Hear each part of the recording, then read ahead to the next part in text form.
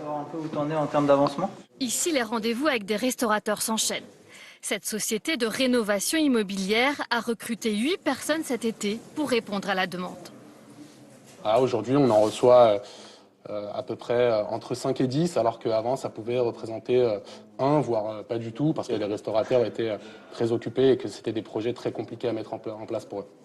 Résultat, 260 chantiers en cours. Les restaurateurs sont des nouveaux venus qui dépensent plus que les clients habituels grâce aux prêts garantis par l'État. Le PGE permet de se projeter et de un peu surinvestir, chose que sans le PGE, personne n'aurait fait. Et les budgets sont parfois très conséquents. Ce restaurateur a investi 550 000 euros. On a refait les murs, l'ensemble du fourneau. Toute cette partie-là est totalement neuve, comme le reste de l'établissement d'ailleurs. Des travaux prévus et financés avant la pandémie.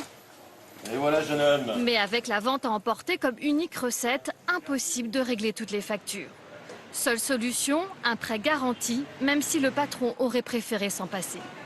Quand vous avez déjà de lourdes échéances de prêts travaux, de prêts d'achat du fonds de commerce, vous rajoutez un prêt supplémentaire, les prêts, c'est comme tout, il faut les rembourser. Et le PGE, je ne suis pas sûr de pouvoir le rembourser.